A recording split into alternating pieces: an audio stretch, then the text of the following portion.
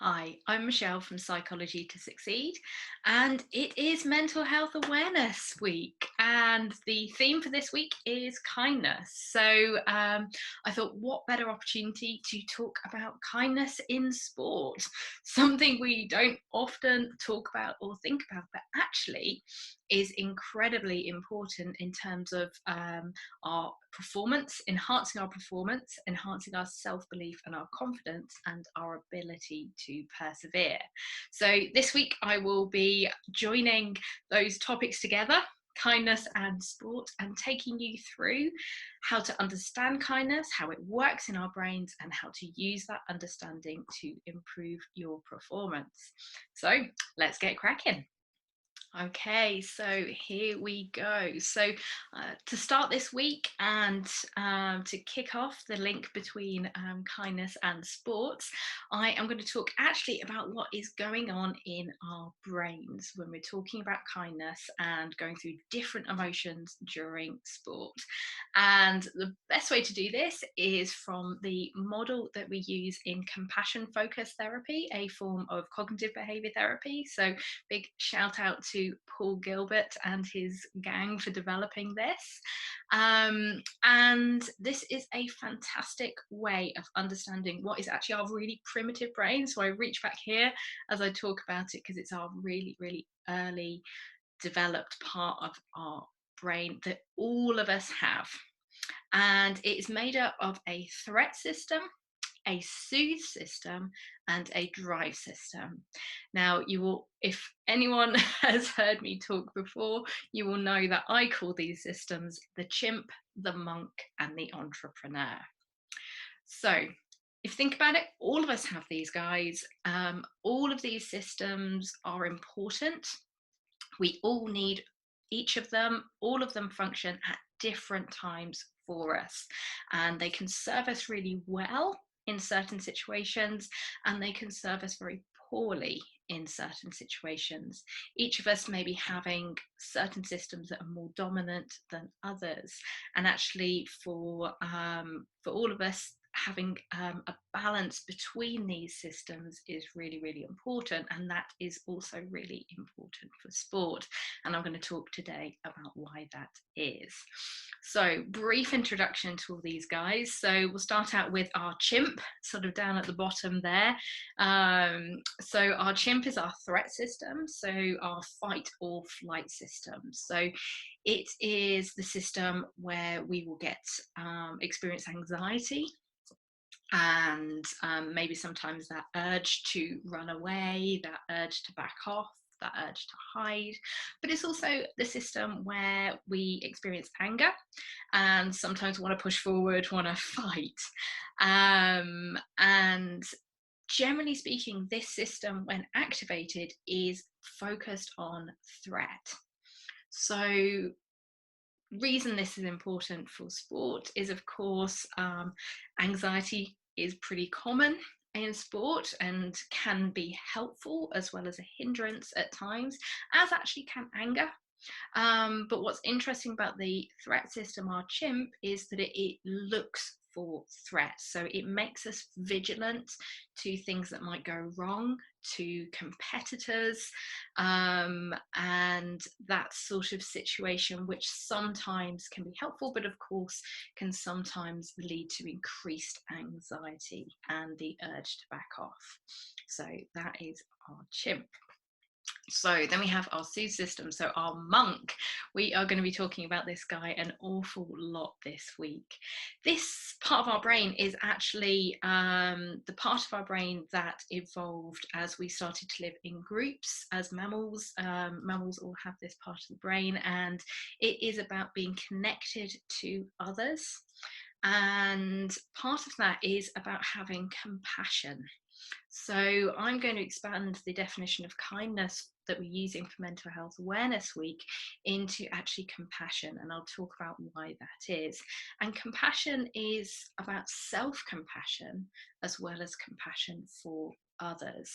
It's a state where when this system is activated, we can feel very content, we can feel safe, and very soothed. So we kind of generally, our systems are quite calm. So quite monk-like, if you like. And then finally, we have our drive system, our entrepreneurs. So I think anyone in sport probably knows this guy pretty well. He is our drive system, our excitement, our vitality. This guy, he loves that dopamine hit of a win, loves a medal, loves a trophy, loves ticking a training session off a plan. It's a seeking system. So this is the guy who gets us signing up for new staff and trying out new things. So obviously very important in sport. And for all of us, we all have these three systems and they all function for us at different times. So let's go in a little bit deeper into each of these. So let's start with our entrepreneur, because he's the big fella when it comes to sports. So yes, fantastic, loves that dopamine hit, and he is great when that dopamine hit is coming, loves to kind of reach a goal, get it ticked off, and is very incentivized.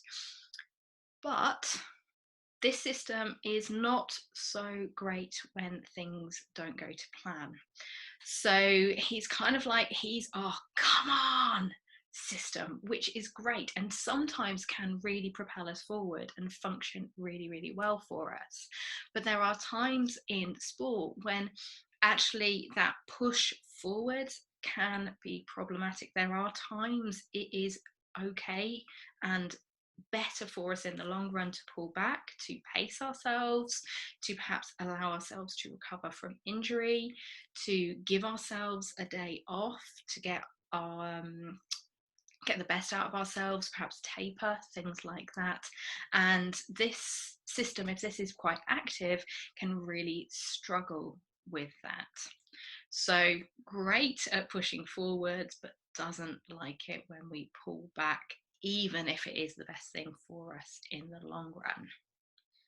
So, and then we have our chimp. So as I said before, fear and anger can give us a short-term boost.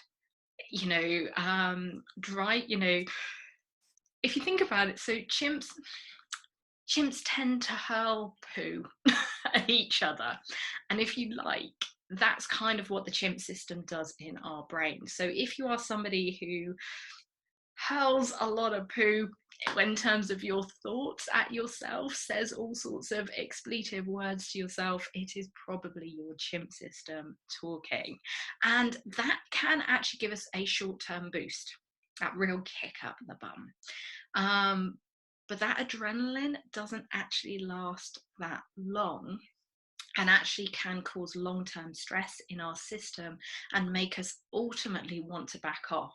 We're not long-term motivated by fear and anger. We eventually want to back off and hide, and we will tend to avoid situations, avoid events, competitions, if we feel overly fearful. And ultimately, if we are tending to motivate ourselves by hurling mental poo at ourselves, that is not going to do our long-term confidence and self-belief any good. And ultimately, believing in ourselves and being confident is what gets us achieving our goals. Okay, so function sometimes, not all the time. We don't always want to be hurling poo. All right, so here we go. Here is our monk. So our compassion.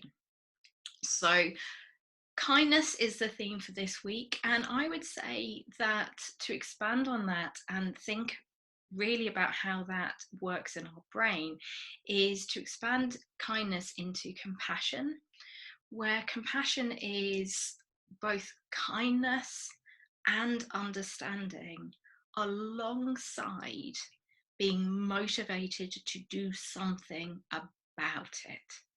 So it's not just kindness, there's action within compassion. And Mary Welford, I'm quoting her here, who uses and lectures on this model. She teaches this model to rugby players very successfully. And she talks about compassion being sensitivity to our own and other people's distress, plus the motivation to prevent or alleviate that distress. So this is where the monk really comes in. And what's so important here is that attention to distress within ourselves. Now, often we are much, much better at noticing it in other people and being motivated to say the right words to them, but we're not always good at saying the right words to ourselves. And so with the monk system, it's kind of that system where it's kind of saying it's okay. And in sport, that is a really useful system to nurture for when, you know, in an event, we might be wanting to pace ourselves and kind of moderate the entrepreneur a little bit and sort of say, actually, you know what, it's okay. Let's take it steady. You know, we can manage this. You know, it gives that balance without going into chimp mode where we're kind of generating fear. Other times that it's really useful is that if we are needing a recovery day, rest day, or even are struggling with an injury and we need to manage the distress that comes from that, the urge to drive forward, and actually say, look, it's okay, this is the best thing for me long term. So compassion is also not just about kindness, but it's about the motivation to say the right thing, the thing that will help us long term. And actually, in terms of working through a program, working through multiple events and looking after ourselves throughout, we actually need that ability to moderate our behavior, to get the best out of our bodies and make sure our bodies are recovered and not overly stressed, so we get the best out of ourselves at the next performance. So that's really where the monk comes in. It is also the system where we will be able to say those motivational phrases to ourselves that are all about building our belief and our self-confidence. So these are the phrases that we want to be able to use with ourselves. And it's only if we develop this part of our brain that our brain can really hear those words and truly believe them, which is the basis for self-belief and confidence. So by nurturing this system, which is what we're going to talk about this week, we can actually build that self-belief, build that confidence, build that ability to persevere, which is the dance between the entrepreneur and the monk, is that ability to persevere without activating too much chimp, because as soon as we get threat and fear and anger in the system, we're going to end up pulling back or sort of making an error. We want that dance between the monk and the entrepreneur to be working well for us, whatever we're doing, whether we're actually training, competing, or needing to rest and recover and care for other aspects of ourselves. So that is why the monk is actually so important in sport, even though we don't naturally think, oh, kindness and sport, yes, of course they go together. It's not something we tend to go towards, but actually is really key to think about. So we are going to be talking about that for the rest of this week.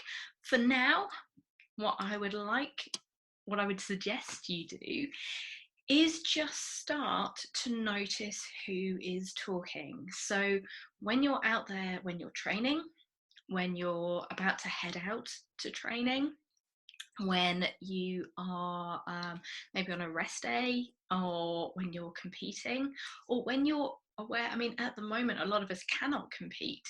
So if you're finding that difficult, notice who's talking in that situation, which system is activated.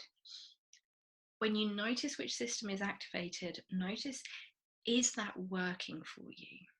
Is whoever is talking, is that helping you? If it is, great, that's good, stick with that. If you notice there's a particular system that's talking and it's not helping you, it's causing additional distress or making you want to pull back, draining your motivation, or not helping you to take care of yourself to get the best out of your body, then it may well be that you need to develop some of the other systems to get the right balance. Typically speaking, the system that needs to be developed is often the monk system. The monk system is a great balance, a great moderator between the chimp and the entrepreneur, which is really important for all of us, just in sport and in life in general. It's often the most neglected area for a lot of us, and can also feel a little bit uncomfortable for some people as well if it's not an area they've developed before. So for now, notice who is talking and see what's helping and what's not helping. And just by starting to tune into that, you're going to get clued in to which part of the brain you need to be working on. Okay, and that's it. So now you have an understanding of how kindness works in our brains, our monk system, as well as that dynamic and balance between the chimp and the entrepreneur. So if you have any questions or comments, please leave them below. I will be happy to answer any of them. And then tomorrow I will be talking about actually how to develop that monk system within yourself and techniques you can use to improve that self-kindness, self-compassion to help your sports performance. We'll then follow that up on Wednesday with a talk on coaching with kindness, and I mean that in terms of coaching ourselves as well as coaching others. Thursday will be kindness in competition. So actually how we can use this monk system and our understanding when we're competing. And the last day of the week will be actually accepting kindness, something that a lot of people can find tricky, but is an important skill to learn to help us develop our self-belief and our confidence in ourselves. So I look forward to seeing you then. For the rest of the day, take care and be kind. Bye bye.